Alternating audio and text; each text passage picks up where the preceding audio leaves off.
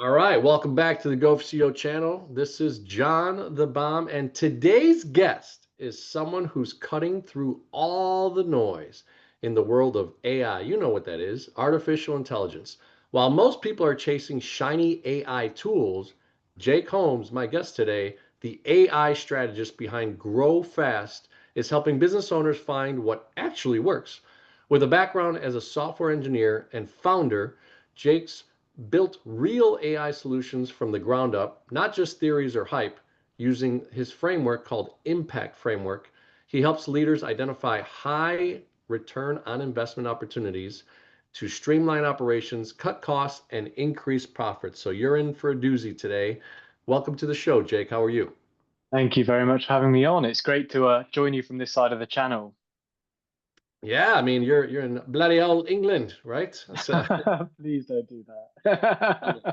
that. So, well, hey, we're excited. We've had people from Ireland and Australia and England now, and everywhere around the world, and excited obviously to do. This is a subject that's hot right now. It's really impacting the world. But there's a lot of noise. In fact, my own little podcast, we're using little tools like Opus, Stop Clips, and these other things to generate different content. But it's interesting, and so.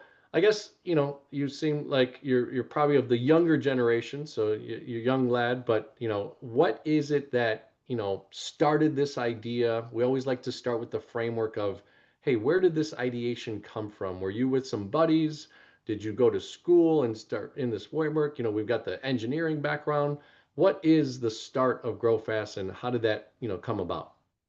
Earlier this year, I left a AI startup that I founded.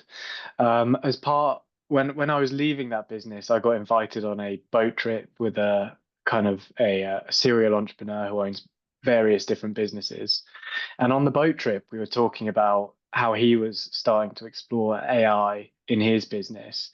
And he was like, there's just so many tools, there's so many options on the market that A, it's really hard for us to choose and know where it's going to add value into our business. And B, it's going to cost us a lot of money to implement it. So if we do and if we pick one, we want to make sure the one that we pick or the thing that we develop or the thing that we're going to build into our product is going to add value for our customers. And then from that conversation, kind of ideas sparked with this gentleman, and we got to a point where he kind of suggested that I came and helped his business out with their AI kind of strategy and implementation and figuring out where it is really going to add value to his business. And then off the back of that, he recommended me to other entrepreneurs after he saw quite a significant growth in his business. And now we're quite an exclusive little agency where we only work with 6 businesses at any one time. So we're very kind of exclusive in that remit. And the pure reason why we do that is just so that we can give all of our customers the attention that they need, require, and it's a hard process implementing AI and figuring out where it's going to add value, especially in software companies. So making sure that we do that properly requires time, effort, and real impact into the business.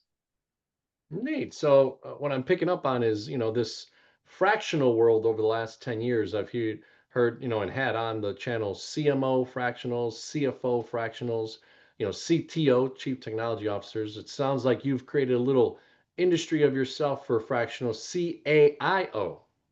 Kind of, yeah. It's like Artificial. we kind of position ourselves as like the full technical partner for a business. And then Mhm. if we require more reasons, then we think about the business and what's going to add the most value to them. Like if they need a developer in-house or an offshore developer to reduce costs, then we bring people in. But we've got absolutely no affiliates or any commission schemes. So anyone that we bring into the business, we do because it's the right thing to do for that business. And I think there's far too many people in the world that want to make a fast buck, and we're not in that industry to make referral money or commission credits or anything like that. So we really want to do what's best for the business that we help, and we want to make sure that they grow their profit per person at least, to make sure that their investment is worthwhile. Okay. So, look, in my chapter 2 of the book, The 4A Formula, I talk about alignment, right? And it sounds like this gentleman was someone that you had a relationship with. You go out on a boat, you start talking ideas, frameworks, thoughts, strategies, and all of a sudden, boom, grow fast, becomes an idea. You start to put this framework together. So, obviously it was just a few short months ago, but this entrepreneurial journey, that first beginning part, having a committed person that wants to give you a chance. What did that feel like? What was the things that you did to look at his business strategically and start to see how you could form a business within his business? So I think it the more businesses you start and the more experience you have in getting your first customer, the easier it gets. And luckily for me, this wasn't my first time in getting the first customer again. So it actually came quite easily because I had experience in doing it before. And I think serial entrepreneurs and people that are on their second, third time in running a business um, find it easier and easier and easier to do. So it's very obvious to me where we add value into his business and taking away the thought and the kind of the things that are in his brain that don't necessarily need to be there, but he could just reel off ideas. I work with his staff, so everyone's aligned across the board. And we use our framework that we've developed, having started and launched many other different businesses in different sectors that helps us help other businesses to put AI and technology in the right position in their business. So that's our impact framework, which kind of works in two parts. So first we do the inventory, we call it. That's kind of where we go through all of the tasks that people do in business. And normally we start with like the top five biggest pain points. So we look at the top five biggest pain points, we list them out kind of step by step.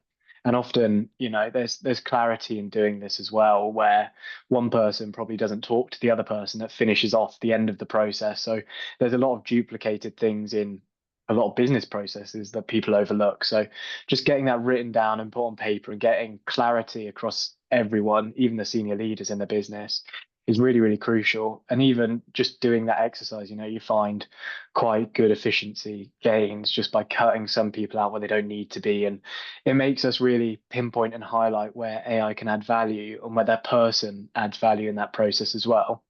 And then we get on to measure.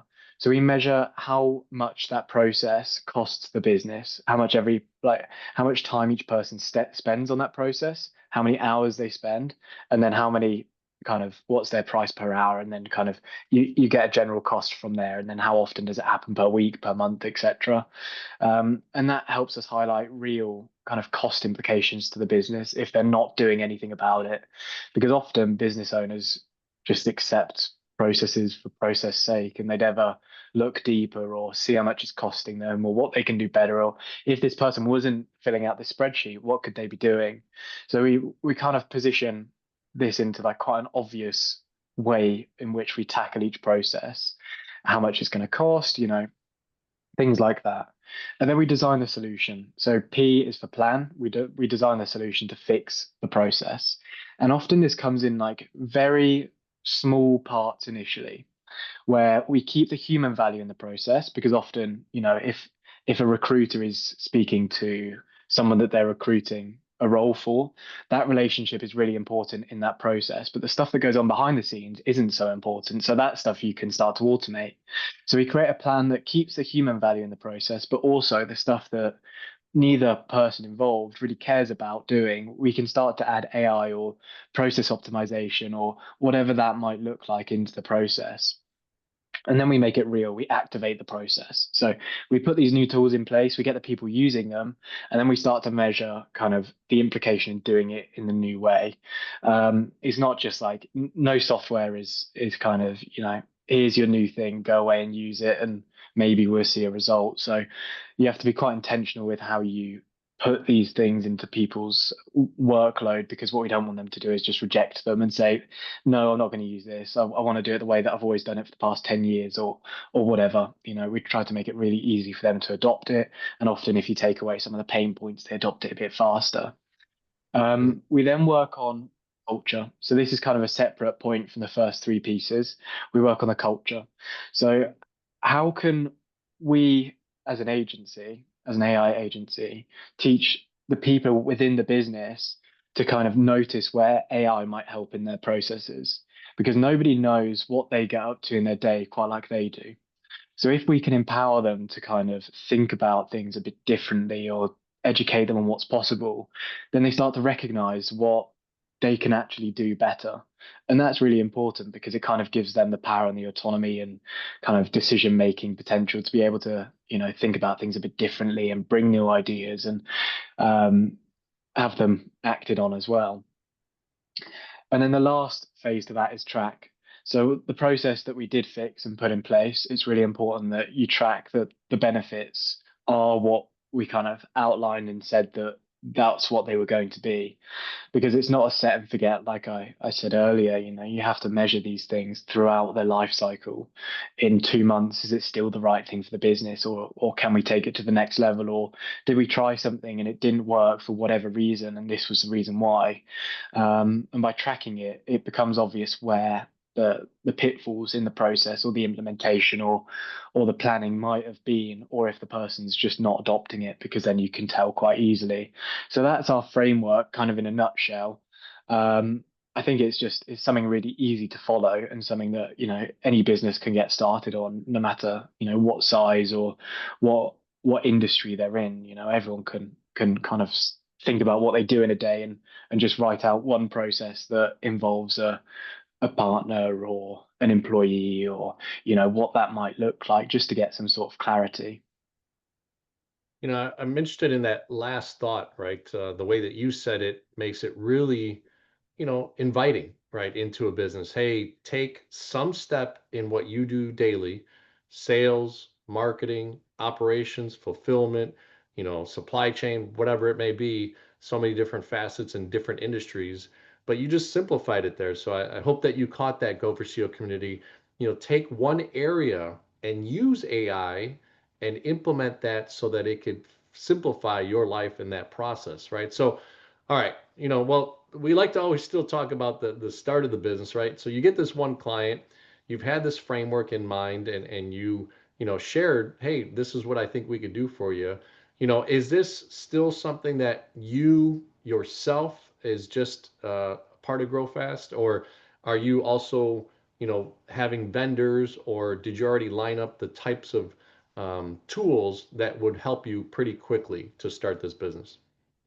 So we're quite lucky in the way that we operate, and we operate on a low volume quite intentionally, so that we can move with new tools and new ways of working relatively quickly. So we do have, as part of like the plan phase when we work with a business, kind of that phase is also, how much is this going to cost if we were to get an outsourcer in, or if we were to use a new tool, how much would that cost the business, so that we can make sure the reward is worthwhile and the ROI is there most importantly, right? So yeah, I think that kind of answers some of the question. And iterating with software now has never been easier. There's tools like Cursor and Claude Code, and for process optimization, there's things like Na10 and Make.com, and all of these other things that can make your business really, really efficient. Especially ours, where we hand off most of the writing of code to Claude Code, and we just give it PRDs, so product requirement documents. We give it PRDs, and then it goes away and writes the code, and I just check it over. So we live in a world now where AI is really, powerful, and it can make a two-person company really quite lethal. Yeah, yeah. I mean, it's interesting, right? I was thinking, so, in a traditional side, I take it, I'll just give you a kind of a metaphor here. So, a doctor, there's pharmaceuticals, 1,000 drugs that they could prescribe. And typically, these pharmaceutical companies, the traditional way was that the individual would be a sales rep. They'd go and knock on the door and say, "Hey, Mr. Doctor or Mrs. Doctor, here's a pill that could fix, rheumatoid arthritis or this, whatever." I'm thinking there's so many new AI tools. How are you, as the AI agency, platforming these things and saying to yourself, okay, hey, here's HeyGen that just came out. They could do video, right? Or blah blah blah, this type of thing. Is there a rep that's calling you? Like, what's the dynamic of people getting to you so that you can get to your client? because the space changes very quickly, we have a weekly blog on our website that goes through the latest developments and what's happened in the previous week. So we're always researching and doing development in what's coming out, what's hitting the market, what startups are launching, really innovative tools that perhaps aren't ready yet, but in a month's time we can anticipate them being, kind of ready to go to market and to use in our clients. So we're always doing a lot of kind of deep research into these tools and trying to figure out, well, what the best tool is, because there's always 10 different tools for the one thing that you actually need to solve. So getting deep on what the customer requirements are as well is also quite important, and also where the startup or the AI company or the technology company is going, because if one quite established business has been around for a long time, but they're a big corporate and they move really slowly and new disruptors enter the market, you have to take a bet on one of the two. And I think the one that can, change and develop their product in a way that's going to outrank the stagnant enterprise, say, is going to be quite a lethal force in the market, especially with AI. And these tools that I'm mentioning that you can create software from relatively quickly and easily. So yeah, we're constantly doing research, and there is just such an overwhelming amount of tools on the market at the moment. And I'm sure some of the listeners can think about, like if you were to use Opus Clip, like what are the alternatives? There's probably like 15 now. Are one of them better, or just Opus good at marketing? Like what's the answer? And the answer to that really lies in what your business is trying to achieve from it. Like what content are you producing? What outputs do you need? Is Opus's rankings actually good for you, or is there a disruptor in the market that perhaps doesn't have the marketing budget as Opus, but is doing a much better job, and will they surpass where Opus is at the minute? So, there's a lot of research and thought that goes into what products that we recommend and put in place in a business. But ultimately, once you adopt one product in your business and you get used to that change, often swapping that out for the next latest thing is easier. So it's just taking the first jump. All So right. Sorry to interrupt you there, but I thought you were going in a different way. I thought, I guess, and maybe it's a newer mindset with a newer generation. Human nature is to find something you like and just stick with it, right? If it ain't broke, don't break it, as type of mentality. But you just stated a pretty clear point that, you may have a tool like Opus that we happen to be using at Go4CEO.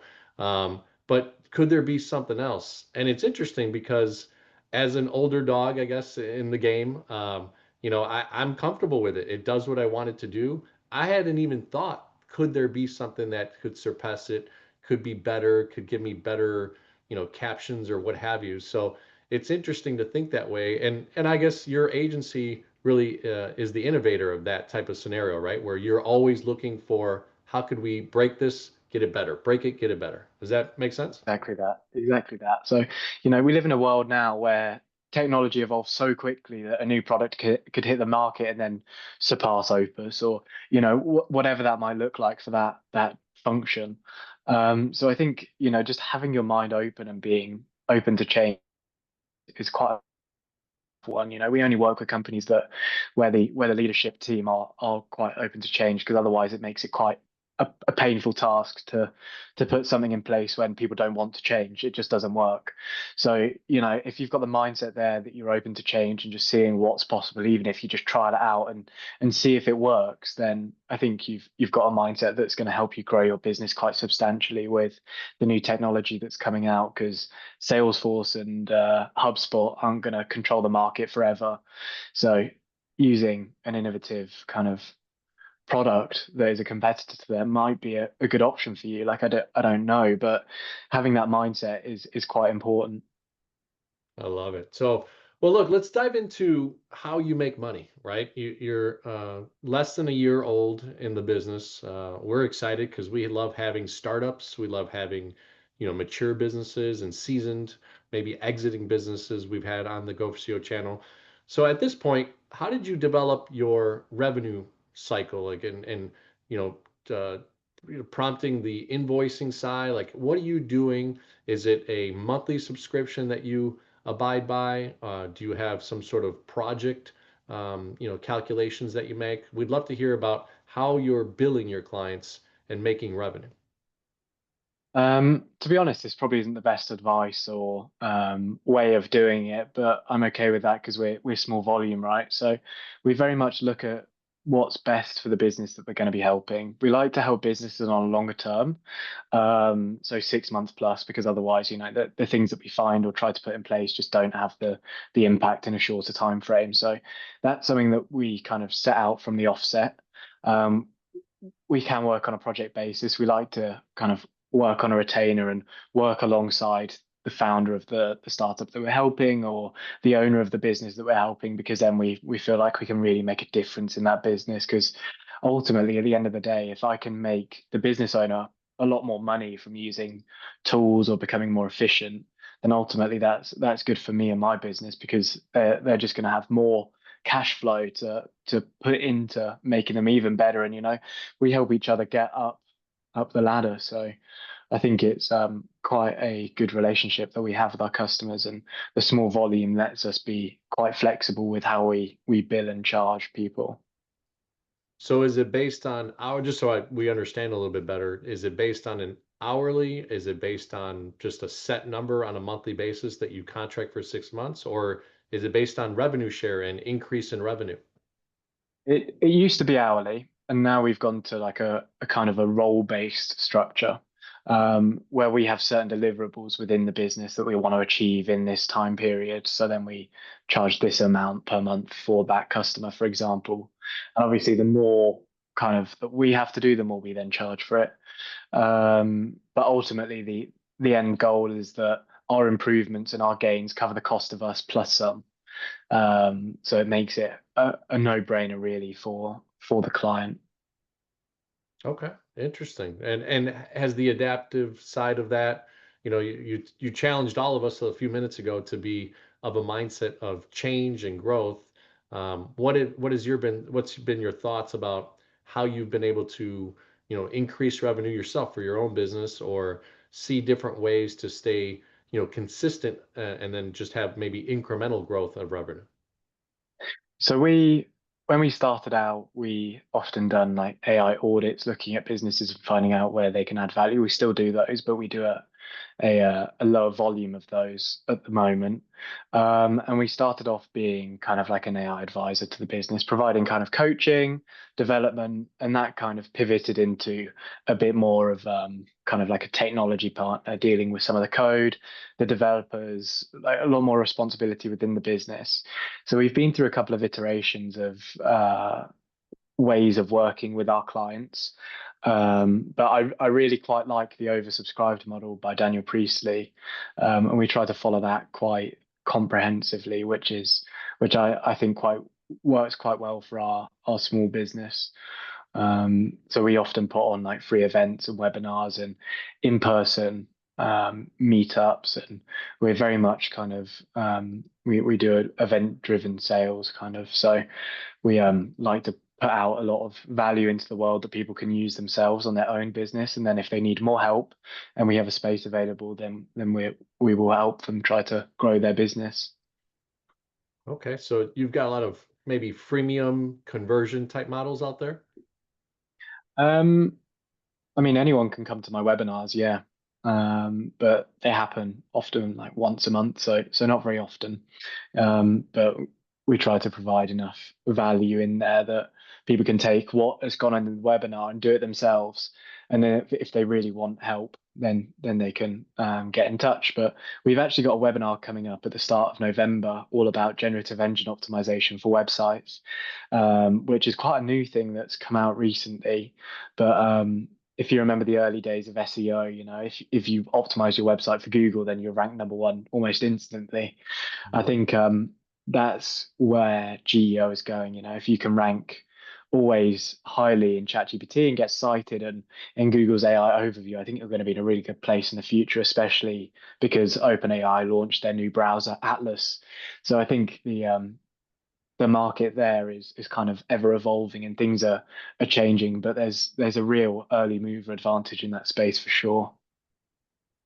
So, okay, I'm gonna have you nerd out on me for a little bit, because you lost me at that last 30 seconds. So, I always traditionally thought, hey, I go to Google, I look up something, and my thought of SEO was, hey, maybe that website had enough keywords compared to what I was searching, and then yeah, it placed it at the top so that I could choose that over the website that had, two keywords compared to 20 or whatever, SEO site, right? So you're saying that now, let's say like Google has its own, I think it's Gemini, um, so it's converted it from the search component to now having the AI be the search component, or I guess I lost you on that. Yeah, so there's some natural language processing that goes on. I think Google now takes the first 18 website links that comes up. How AI interprets those websites is it likes to chunk the content. So like if you've got a paragraph in your website or something like that, it'll chunk like 1 to 300 words and then use that as context throughout the website. So if you search for something and then in the first 18 links something comes up that answers your question in that chunk, then it will present it to you in Google's AI overview. And what's quite outstanding about this actually is that users that come from AI, like ChatGPT or whatever, are so pre-qualified that they spend 4.5 times more on the product, or they're 4.5 times more likely to convert. Actually, that's correct. Yeah, 4.5 more times likely to convert on your page because they're already pre-qualified. So ChatGPT has done all of the vetting for you. So once they recommend your business as the best solution for their problem, why would they search anywhere else? It's already been through a source that's vetted them. So I think that's quite a amazing stat, really. 4.5 times more likely to convert. I think it was fresh research out of Princeton, but I can provide you the link.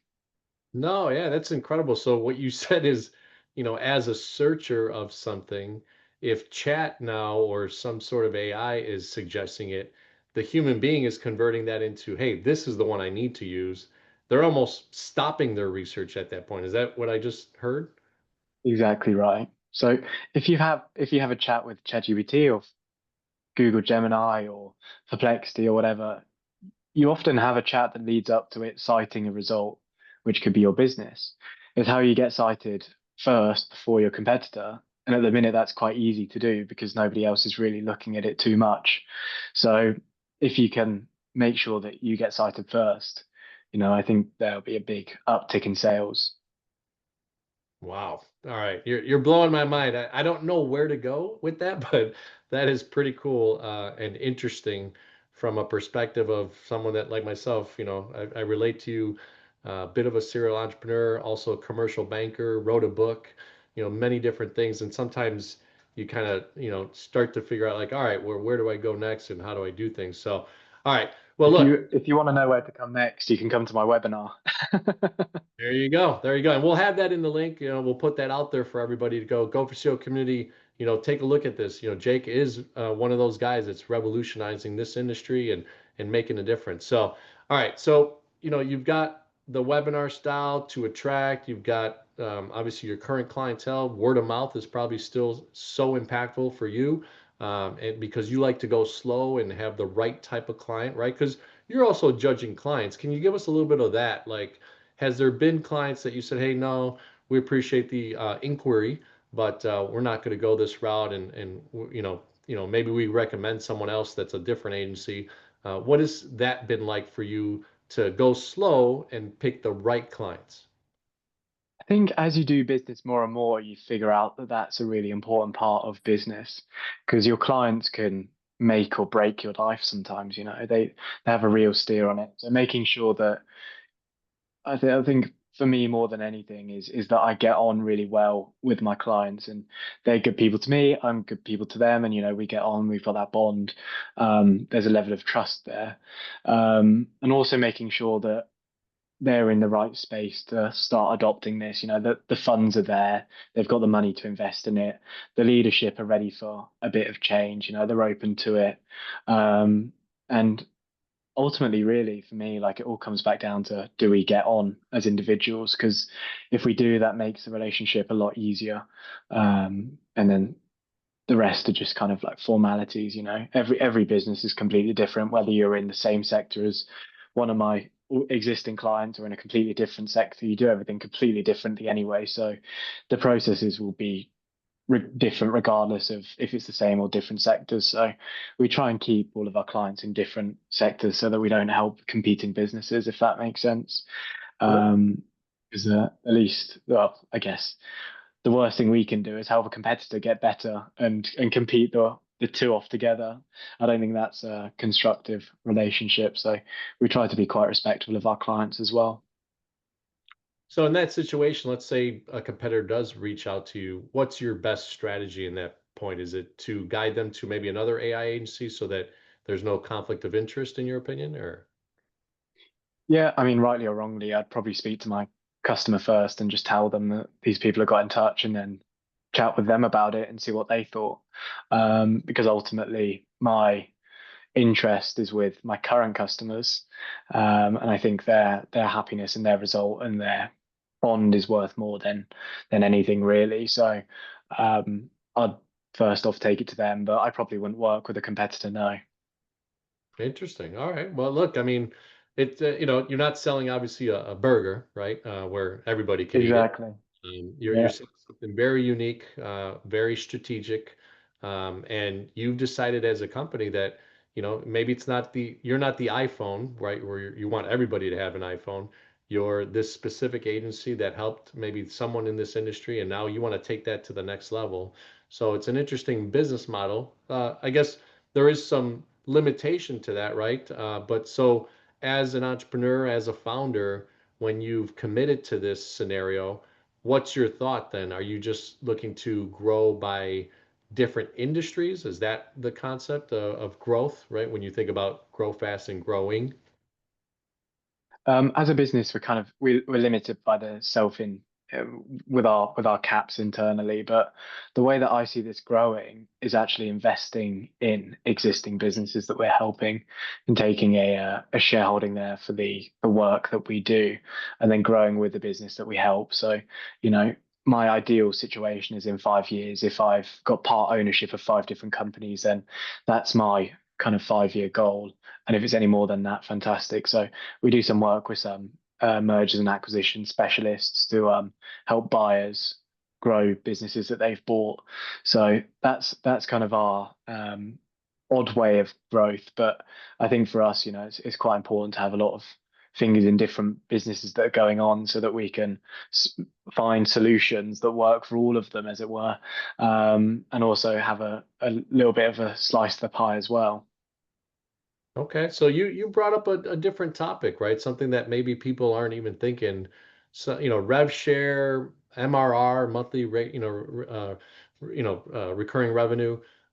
These are concepts that people have thought, right? But you're saying, hey, I want to take my business at a sort of exclusivity, but then that exclusivity gives me the right to say, hey, there's equity opportunity here for the long term. And if I stay loyal to this one client and the client stays loyal to me, and we take it to 10x, there's a piece of the pie there. So that's a different type of model.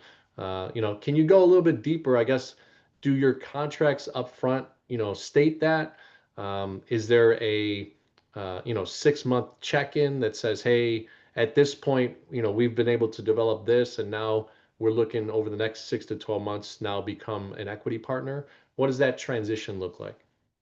So we do have a 6 month kind of like probation. It's not really a probation, but I think going from having a couple of meetings with a business to actually working with them, you kind of uncover who they are as a business, what their ambitions are, where they want to go. And then at kind of 6 months, we have a bit of a decision point whether we want to get involved further or not, or if that's the right thing for us or for them, or where we go from there. But we always have the discussions first in the initial chats as well. But it very much kind of depends on the business and the person as well. We are involved in a couple of acquisitions that are meant to be coming up. So as a technical partner to a buyer of a business, I think that's quite solidified in there from the start, which is quite nice. Interesting. So, I've got some practice in the M&A space, being a commercial lender and working with the M&A world a lot. So you're talking about, even from what you just shared, you're basically a bolt-on to the strategic acquisition, right? Exactly Um, that. Yeah. or that partner, right, going in. So go ahead, take it away. Yeah, no, you hit the nail on the head. So we're kind of their technical partner or AI partner or however you want to frame it. We really look at the business and try to figure out what their technical capabilities are if they were to adopt all of the AI tools in the world and get, more efficient than they are already. Um, I think it's quite a power play because when a business is being taken over, they obviously go through a lot of change anyway. So a bit more onto that whilst they're going through this changing process actually isn't the end of the world because the people that are resistant to change will ultimately end up probably leaving themselves. So if we can do it all at once, it makes the process a bit easier than fragmenting it. Okay. Well, we love to end our interviews with CEO. So it's client experience, engagement, and then operational excellence. So when you think about, the framework that you've created, the grow fast mentality, but yet the personalization, the exclusivity model that you have, the equity share that you've kind of developed, the client experience at this point, and it'll be ever developing, but what's your thought about a value proposition if you could share to the people that would be watching that Grow Fast gives a client, that client experience? What does that look like? Oh, and it's say like 60 to 90-second feedback. Yeah, I mean, for me, the client experience is number one. Whatever we do is about the client, We work on a low scale, so all of our clients have my phone number. They can call me anytime, day or night, WhatsApp me, they often do. So we give that level of experience that other agencies just can't do because they work on a larger scale, a larger volume. And we recognize that they do that. So I think, what makes us is quite different is that we provide that extra level of support and are there for our clients, whatever questions they might have if they're struggling with even like setting up a domain or something like that, for example, we're just a phone call away, and we're there to help. So they use us, which gives me purpose. So, it's something that I'm very happy that we do and we provide so much care over our clients. I love it. There is a very much a uniqueness and a really great aspect of the way that you've set this up. So engagement is another thing, right? Obviously, being a gentleman that works with a lot of tools, I always say, hey, how do you get back to human side things, right? So the engagement part is we like to hear from founders and CEOs of companies.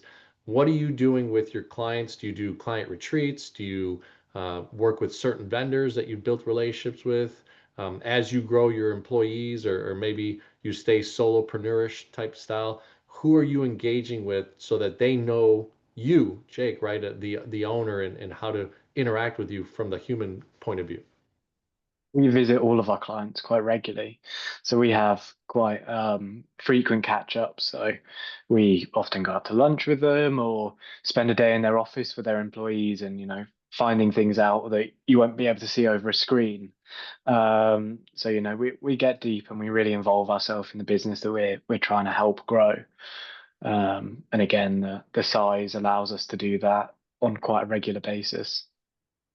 Okay, I love it. I love it. So last one's operational excellence, right? Ultimately, it seems like, you had this mind of like, hey, I could implement something with true operational excellence. You have all the tools, you're always growing, you're always researching, you're always developing. You do these webinars, right, on a monthly basis. So you have that information coming in all the time. What would you say is your operational excellence? What are three of the top tools that you use to make sure that Grow Fast is operationally sound?